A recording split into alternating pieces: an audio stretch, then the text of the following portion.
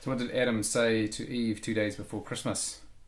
Merry Christmas, Eve, Eve. And if you're watching this on Wednesday, when this will probably drop, that will be Christmas Eve, Eve. So, Merry Christmas. You've got a good running start with a really bad pun. Now, I do kind of just for my last vlog for this year, I want to reflect a little bit again on the crazy year that's been, for obvious reasons, but also what's happening right now in the UK. There's apparently a new mutant strain of COVID-19 discovered there, more transmissible, 70% more transmissible. So that has kind of put the fear of God in all the countries around the UK, and there's trucks and shipping isn't getting out or getting in at this point. And for the UK, which relies on the essentials like food even coming from Europe, that's not going to be a good sign for them, and that puts a lot of pressure on the country, puts a lot of pressure on food supply. And of course Boris has had to close non-essential shops, so Christmas shopping isn't happening right now. So it's just another level of fear right on the kind of, I guess, at that point where the vaccine from Pfizer has been distributed throughout. I guess will of course be a staged distribution through the UK, through the US, and I believe the European Union is going to take it on. It's going to take a while before the vaccine really has a large effect on the community, and we as a sort of a global community can take a sigh of relief that maybe COVID is behind us. But at this point, it looks like it's going to be a long winter and a difficult Christmas for a lot of people, thinking at this point in the UK. But of course, there's lots of countries really struggling because of COVID-19. Those are just ones because they relate more directly to us as partners and countries we do relate better to, or I guess have a more of a kinship with them. We are more aware of their problems, but there are many countries really struggling with COVID-19. So it's going to be a difficult end to the year for all of us, to one degree or another, as a global community. So I guess I just wanted to bring in a little bit of that and connect it to quite a wonderful phenomenon that's happened. It happened last night in New Zealand time, the conjunction of Jupiter and Saturn, which essentially means that those two planets aligned so closely from our perspective, so that it was hard to really tell whether one stopped and the other began. They just lined up beautifully to look like one. And some believe it's the Star of Bethlehem, in tracing back the regularity of this happening. Now, it does happen every 20 years, but not to this degree, right? They're normally sort of kind of aligned, but now they've really lined up, and to the naked eye they are one.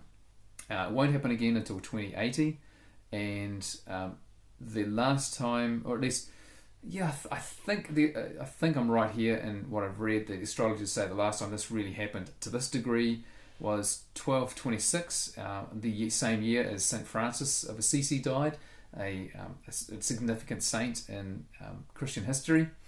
And they also can sort of date it back to happening in the year 7 BC. So this kind of connects as well to the idea, could this have been the Star of Bethlehem? So I want to talk about that. First thing I was to say is, no, I don't think it actually is.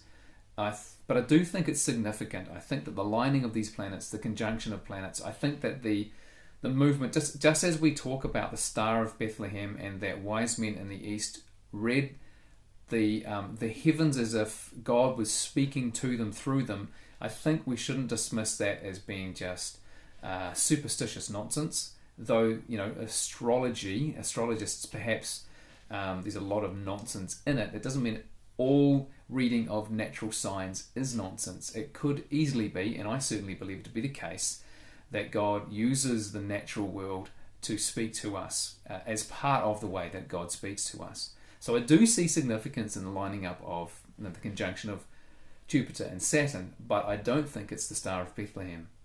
For the answer to that, I suggest you look toward Colin Nicholl and his book, The Great Christ Comet. And if you can't find that, because I've found it hard to find, and I get all my stuff on Kindle essentially, you can find his material on YouTube, Colin Nicholl, and The Great Christ Comet. His argument is considerably more comprehensive and convincing to me. So I would say that what has just happened isn't the Star of Bethlehem, but it is significant. And let me make a very strange connection, and I'll do a few steps here. So just follow with me. I'll try and keep the time down on this. I've already done one of these, and it took me about 29 minutes, and I want to keep it shorter. So I made a bad pun at the beginning, and it's bad on two levels. One, it's just a bad joke. Adam and Eve, Merry Christmas Eve, 2 days out of Christmas. I mean, that's just bad. Secondly, it's stupid because, of course, Adam and Eve don't know Christ. Not then, anyway. Christ hadn't been born. Jesus wasn't born until 2000. From our perspective, 20 2,000 years ago. But from their perspective, not until many thousand years in the future. So they can't, of course, have made that joke because there was no Christ Mass without a Christ. Anyway, so connecting that stupidity to the strange scene in not Lord of the Rings, the Lion, the Witch, and the Wardrobe. And I know it's a real leap, but there is a scene in The Lion, the Witch, and the Wardrobe with Father Christmas in it. Now, there is no Christ figure. No, sorry, there is a Christ figure, but there's no Christ in his Narnia stories. Lewis doesn't add him in. He has a Christ figure, but not Christ. His Christ figure is a lion called Aslan. Now, Aslan is it just means lion, by the way. It doesn't mean anything special. And Aslan is the Christ figure, and in The Lion, the Witch, and the Wardrobe, we see that very clearly because he gives his life for Edmund, the sinner, rather than Edmund having to pay for his sin, which is to betraying his brother and sisters, Peter, Susan, and Lucy. So Aslan gives his life for Edmund to forgive sins, and I love the line in the book that Lewis adds in there that there's a deeper magic that the White Witch didn't know, which meant that Aslan got his life back because of the way that that creation is founded is on this deeper magic, and the White Witch didn't understand it. So Aslan comes back to life. So we have a very clear Christ figure, but no Christ. So there can be no Christ Mass, right? So what's Father Christmas doing in The Lion, the Witch, and the Wardrobe? That has been, I guess, one of the many little niggly bits about Lewis's Narnia Chronicles that has really kind of confused and frustrated people for, ever since his death. There seemed to be something strange about a series. Now, think of the series, is another 7-book series that comes to mind that you perhaps have not read, but many have. The Harry Potter series. Now, 7 books, like Lewis's, but every one of those books feels like a Harry Potter book. They are consistent in their world, consistent in their atmosphere, consistent in the spirit, each book building on the other, and absolutely the same family. But Lewis's Narnia Chronicles, I don't know if you've read them all, but they really stand alone as being quite unusual and different to each other. They have a very different feel, very different spirit to them. There's nothing, the Silver Chair has nothing in common in a way, other than the fact it's still in this same kind of world or cosmology as the Lion, the Witch, and the Wardrobe. But I think there's a reason why The Lion, the Witch, and the Wardrobe was such a popular, and perhaps Prince Caspian as well, such, they are more easily read to children. The Silver Chair, not so much. The Last Battle, the final one, there's some great scenes in there, but there's some weirdness to it as well. So each of his books felt so different, and that has really niggled at people, masters of literature. Why did Lewis do that? He is a master of literature himself. He is a medievalist, a studier and a student of medieval literature, a study and a student of ancient myths and legends. It was his tea and crumpets, and yet the way that he came to reading and writing his books, something went sort of awry. Seemed to be a missing element, and he didn't reveal it. Lewis went to his grave without revealing any connections. Now, you could say, okay, they relate because he's a Christian when he wrote these books, and there's clearly a Christ figure in it, clearly lots of his theology built into it. Maybe it sort of relates to Scripture some way, and certainly 3 of those books you could say that would be the case. You could say, for instance, The Magician's Nephew related to the Genesis story because that's when Narnia is created. Aslan is the creator of it, and there's a big and significant scene in Magician's Nephew about that. You could say, as already said, The Lion, the Witch, and the Wardrobe is kind of like the gospel story. It's the telling of Christ defeating Satan and breaking its power, the power of winter over the land. And then you could go to the last battle and say that's the Revelation story. That's when the world ends, but a new world begins. So you could make those connections, but the other 4 books, there's no easy connection. There's no way you can really connect Prince Caspian to a story or a theme, or a part of the Bible. There's no real connection to King David, for instance. Prince Caspian and King David. There's no real connection there. You can't force it. So 4 books out of 7 really don't fit. Was Lewis just kind of writing these as he came to them and just letting them have their own spirit and atmosphere? And he wasn't concerned about there being a connection other than the fact they were all Narnia stories. That would be one way to come to it. Anyway, rushing forward, there's a guy called Michael Ward, raised on these books, the Narnia Chronicles. His parents read them to him and his siblings when they were young, raised on them, and as he went into theology and studying it and studying literature, Lewis was a subject of his, and he was at a point in his life where he was beginning to have to work out what his, doctorate might be on, or that kind of thing. And he was reading one of Lewis's poems called Planets.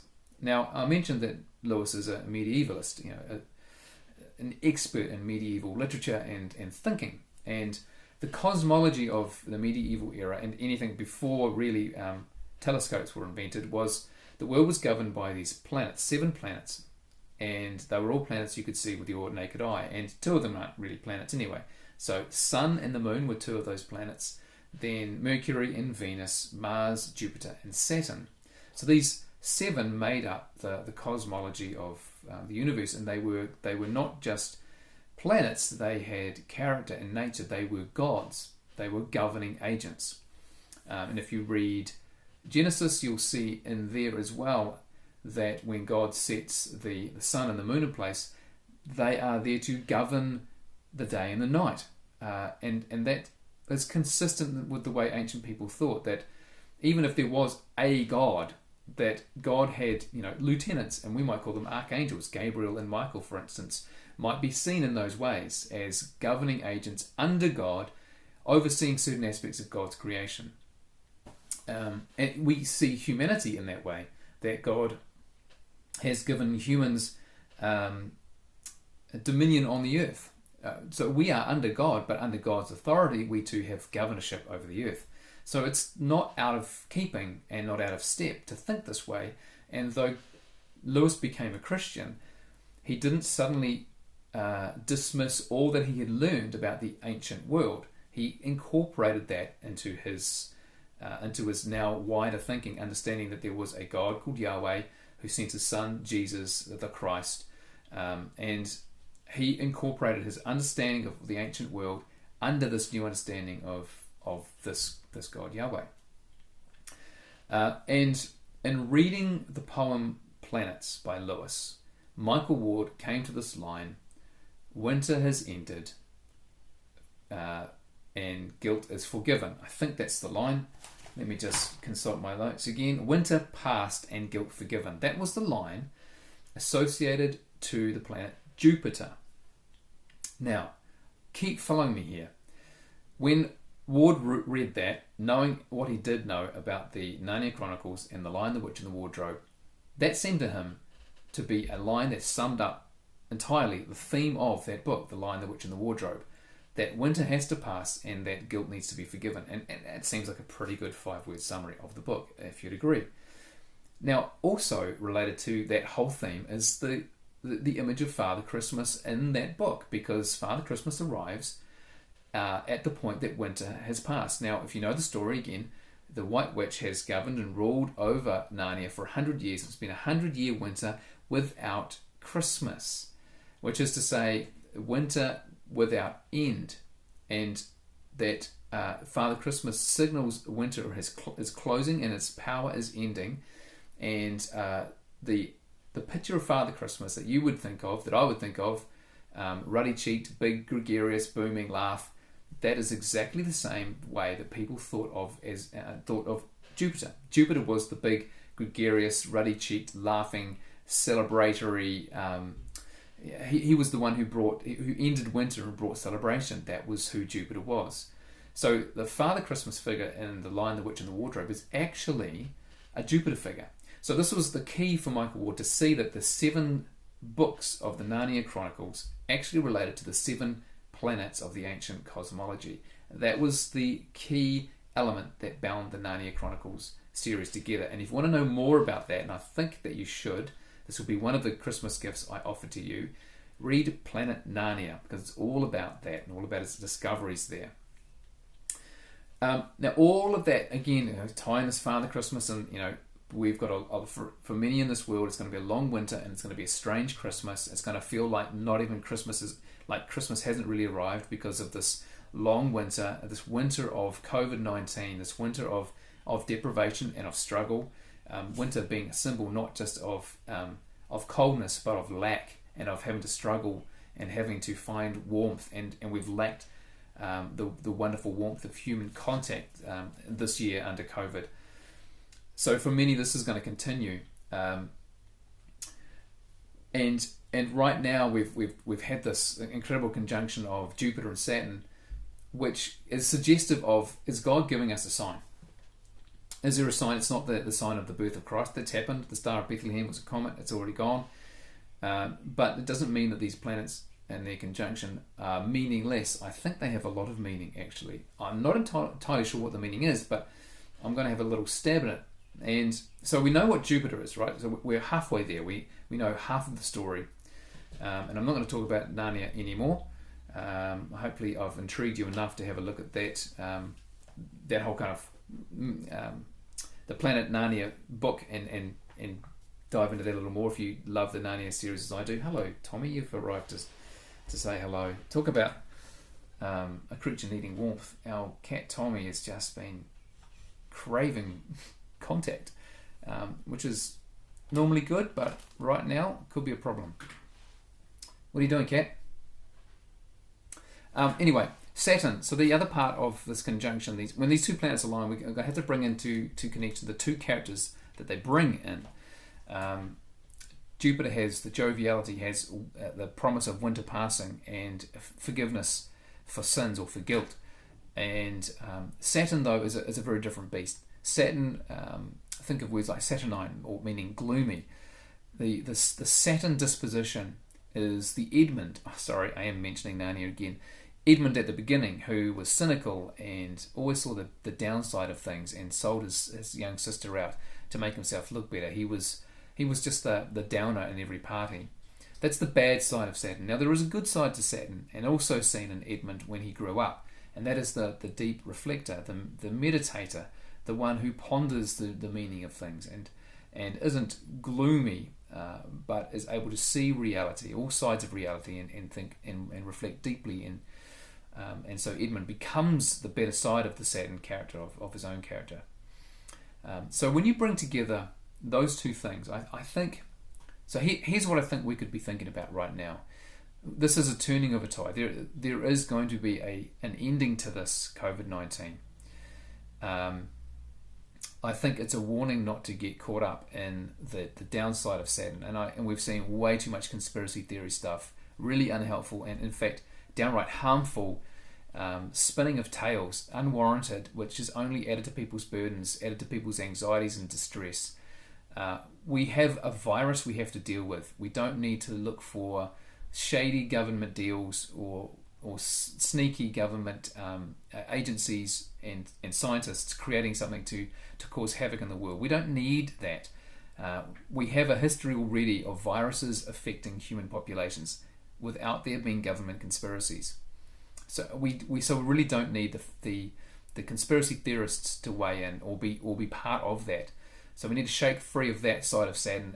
But I do think we need to be more of the reflective and meditative part of Saturn at this point, in conjunction with the Jupiter side. Let us reflect. So here's my Christmas message right here. Let us reflect on the fact that there is a king on the throne. There is a winter passing, a winter of our sins being forgiven, a winter of COVID coming to its conclusion. And there may be a sting in the tail, as often there is with winter, but it's going to end. There will be a vaccine. It will put an end to COVID-19, as we've put many other illnesses behind us with the benefit of science, a gift God himself has given to us. But let us reflect and be grateful and raise a glass this Christmas to the King on the throne, who, whether we live or die, will see all things come to its rightful place, whether we get to the last battle, and the last battle being the sign that actually this world will end, this world will pass away so that a better world can take its place. That is the reality we sit in as Christians. No matter whether something like COVID or worse, another world war, whatever it might be, we are content knowing that the rightful King is on the throne. We can raise our glass in fealty to him without fear of death, without fear of loss, because all things pass and there is a better reality coming and breaking through. Winter has passed. Guilt is forgiven. Praise Jesus. All right, Merry Christmas. I hope that's interesting to you. I hope that's helpful for you. I hope that's inspiring. God bless, and see you in the new year.